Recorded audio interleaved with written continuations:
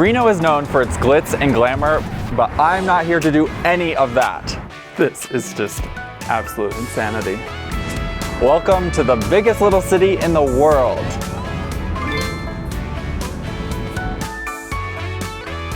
Okay, so I just got to Reno, and I don't know if you guys know anything about this city, but it is eccentric. And there is only one place to really start that shows it, so let's go.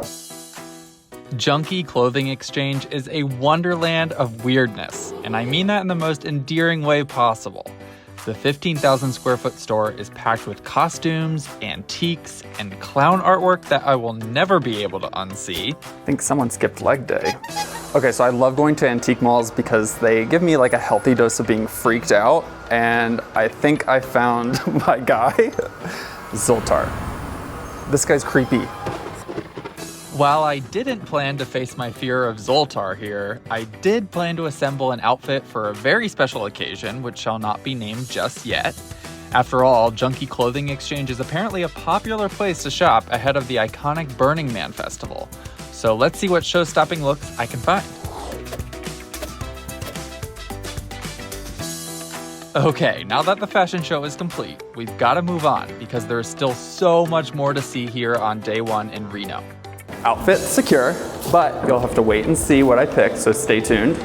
But now it's time to head outside for a splashy adventure, so let's go. So I'm Hunter, this is the creek, and this is the Hunter Creek Trail.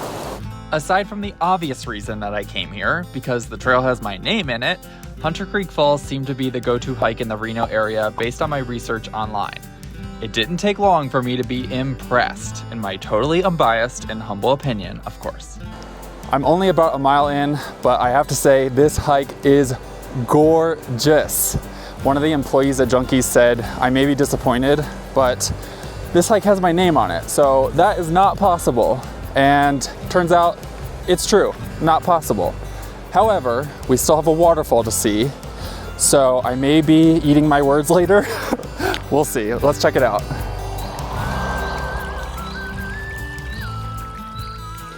Found the waterfall. Just kidding, come on. If you thought the first half of the hike was pretty, just wait until you see the lead up to the actual waterfall. The trail goes from a rugged desert landscape to a sea of green trees and a blanket of snow in what felt like the blink of an eye.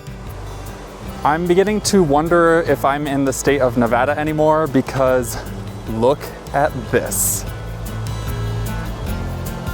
Wow. The trees were practically begging for me to hug them, so I did. And then finally, we made it to the crown jewel, Hunter Creek Falls. I say finally 3 times because this hike is more about the journey than the destination. Don't get me wrong, the waterfall is beautiful, but it didn't wow me as much as the sudden change in landscapes. And let me tell you, the sense of smallness that you'll feel in relation to the endless expanse of nature is a special moment I know I won't forget for a long time. Hunter Creek Falls, wow, that was an underrated hike, which makes me more excited to show you guys the next hike, but that's for another day. First, mini golf.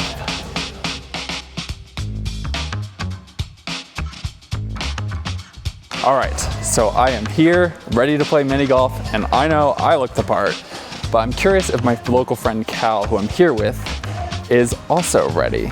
There he is. Hello, Hunter. Are you ready for this? Let's go.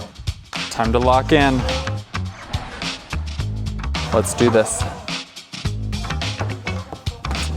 Look at that form.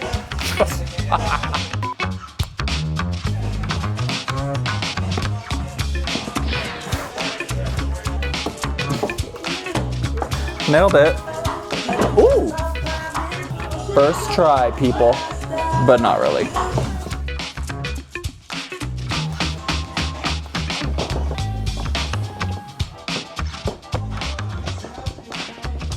What can I say? I'm a star. So, not to brag, but I totally won. Did we stage the filming for that to happen? Possibly. Did I claim a do-over on 99.9% of my shots? Also, very possible. But hey, this is part of the fun of being in Reno, And I'm not a big casino guy, so a little cheating in mini golf never hurt anyone. Speaking of casinos though, there is one that does have a pretty epic arcade, which I do love. So into a side quest we go at Circus Reno.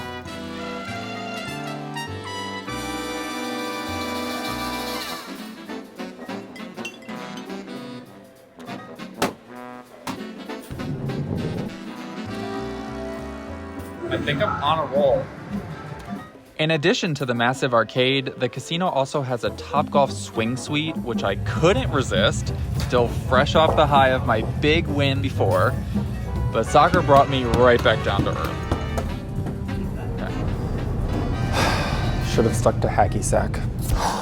I love hacky sack. I've always been bad at that. Okay, maybe not, but I've been humbled, guys, so let's call it even. We may not be at the midway point just yet, but that's because there is a ton of eccentric and quirky stuff to see here in Reno. First, let's recap day one because we've covered some ground already. We started by harnessing our inner funky fashionista at Junkee, then we hit up a surprisingly pretty waterfall hike at Hunter Creek Falls, and then we unleashed that inner funky fashionista at Birdeez with an arcade pit stop at Circus thrown in there somewhere.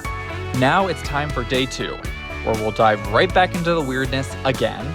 If only my freaking worst nightmare would stop following me. Oh, no. Good night, Zoltar. Hopefully for good. Good morning, huge bear head? 50% taxidermy, 50% plants, 100% quirky. That is how I would describe the store called Natural Selection, and it is the ideal starting point for day two here in Reno. Natural Selection is known not only for its eclectic mixture of plants and animals, but also for its please touch policy. Yes, you heard me right. You can touch pretty much anything you lay your eyes on. Don't mind if I do. Hi, Lawrence. As if the shock factor couldn't go any higher, the owners let me hold a real human skull. Wow. Which I can't say is something I'd ever seek out, but when in Reno, right? Well, holding a human skull was not exactly on my 2025 bingo card, but here we are. I do like to follow the same theme in these itineraries, and I could go the taxidermy route, but plants are the more natural fit for now, pun intended. So that brings us to Sierra Water Gardens. This plant shop is a bit more conventional, to say the least, but it's beautifully structured, featuring greenery that intermixes with fun and therapeutic products, which I desperately needed after the two-time trauma of Zoltar. You know, I'm really starting to feel the zen a little bit, but there's still work to do. So just wait until you see where we're going next. Oh my gosh, I think I have died and gone to heaven. Fun fact for you, Nevada is home to over 300 hot springs, but there's only one mineral hot spring in the state, and it's just outside of Reno. Steamboat Hot Springs is known far and wide as a health and wellness destination, but it all started when the springs were first discovered by the Washoe Indians, who considered it sacred. When European settlers discovered the springs in the 1840s, word quickly spread about its health benefits, which, if you're curious, include calming and restorative power. Over the coming decades, famous figures like Mark Twain and President Ulysses S. Grant were drawn to the area, solidifying a legacy that continues today. But even knowing all that history, I wasn't drawn here solely for the springs. It was actually more for the colors. Steamboat Hot Springs has something called color therapy, where you can lay on a vibrating table underneath lights that correspond to chakra energy centers. I'm not going to even pretend to understand how it all works, but it was very calming and the perfect precursor to taking a dip in that famous water. Oh my gosh. This is amazing. Colored light also plays a role in the soaking experience, and when you combine that with the steam, it is literally paradise. I laid in the bath for an hour and I did not want to leave. That was life-changing. All right, so day 2 is almost over, but not before a little detour as we head back toward home base. As you could probably guess, we're staying on theme, but not in a way you'd expect. Would you believe me if I told you this was a library? Well, you better believe it, because Reno has what may be one of the prettiest libraries in all of America. Floor to ceiling filled with nothing but plants and books make this space a place where I was more than happy to get some work done. And if you're wondering if it's won any awards, heck yeah, it has. Just 2 years after it opened in 1966, the library won the Industrial Landscape Award, and in 2013, the building was put on the National Register of Historic Places. How about that for some hardware? Not a bad bookend to the day, am I right? I cannot help myself with the puns. So, to sum up day 2, we explored the wild wonderland of natural selection, got lost in the jungle that is Sierra Water Gardens and the Reno Downtown Library, and in between, we found our best life in the colorful escape that is Steamboat Hot Springs. Where could we transport to next? How about another planet? Day 3, here we come.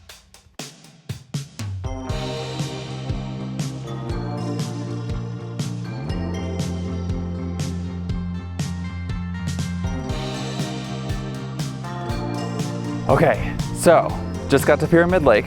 The weather, not so great. Views though, amazing. This place feels as otherworldly as it gets. I've been driving on this road that basically feels like I'm on Mars, but I kind of don't know where I'm going. I'm looking for this pyramid-shaped rock that gives the lake its name, but it's super foggy out and it's somewhere in that vicinity, so I'm gonna go try and find it. We'll see.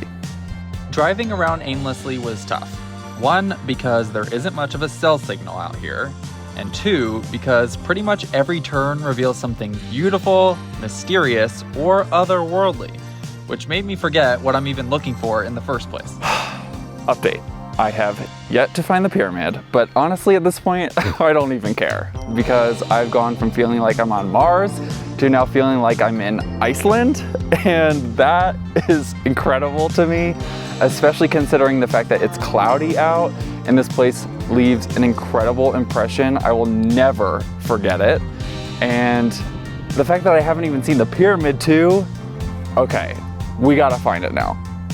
After a few too many wrong turns, we finally found the path toward the pyramid, but it was closed. So much for seeing the pyramid. Oh well. Not going to lie, I was a little sad, but after learning that the road was closed due to vandalism, I totally respect the decision by the Pyramid Lake Paiute tribe because this is their land and it's sacred to them. Plus, it's honestly an important reminder to me and to all of us that seeing beautiful wonders like this is a privilege, and we should respect the land we explore no matter who owns it. Okay, I'm hopping off my soapbox now because we have yet to fully explore the taxidermy route I mentioned a little bit ago. Yeah, remember that? It turns out natural selection isn't the only player in town when it comes to planting animals on walls. Ha, see what I did there? Look, I found Lawrence's brother. Welcome to the Wilbur D. May Museum. What you see here is the brainchild of Wilbur D. May, a rancher, pilot, philanthropist, and travel enthusiast who collected all kinds of carvings, masks, pottery, and glasswork from 40-plus trips he took around the world. His most prized possession of all? A shrunken human head named Fred. And I thought Zoltar was scary. Oh, look at that. Ugh. Lovely. No shade to Fred or Wilbur, sorta kinda, but I just cannot with these kinds of things. My stomach simply cannot handle it, but I gotta give Wilbur some credit. It did catch my eye, which is definitely the point. Is Reno the taxidermy capital of the world, maybe? I mean, at this point, it has to be. Yeah, what will also unquestionably catch your eye is the endless array of taxidermy specimens scattered across the museum. Wilbur was a big-time hunter in the name of conservation and would go on expeditions across Africa, India, and Asia all the time. The result speaks for itself, especially in the trophy room, where just about every single item either is an animal or is made from an animal. And then on your way out, you can say hi to Bigfoot Bendy. I have absolutely no clue why he's there. Alright, so day 3 was a bit more brief, but we still went from traversing across Mars-like scenery at Pyramid Lake to transporting into the wacky doodle world of the Wilbur D May Museum. And that, my friends, is a wrap on Reno, a city that surprised me time and time and time again. In some ways, not so great, but hey, that's part of the adventure. Anyway, now it's time to head home and tell you a little bit about what's coming next.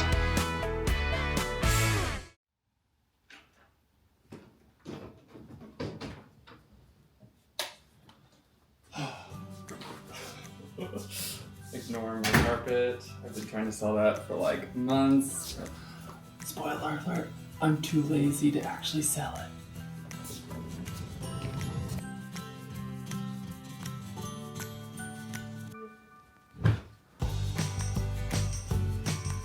Oh, right, I gotta tell you guys something. I forgot. 1 second. Okay, now that I have my life together a little bit, I gotta tell you guys more about where I'm going next. Okay, so, where am I going? Drum roll, please. This is the fastest I can do this with one hand. I'm exploring my home. Woo! Not actually my home, because that would be like the world's shortest amazing itinerary, although still super cool thanks to cloud sealing here. But I'm going to be exploring the city that I just moved to 6 months ago that I now call my home. I haven't really been able to explore much of it, honestly, so it's going to be a new experience for me, just as much as it's going to be probably for you. So if you have any guesses as to where that is, feel free to leave a comment if you think you know. But otherwise, I will see you guys on the other side. And I think it's time to hit the hay. Let's hope my dreams are not of Zoltar.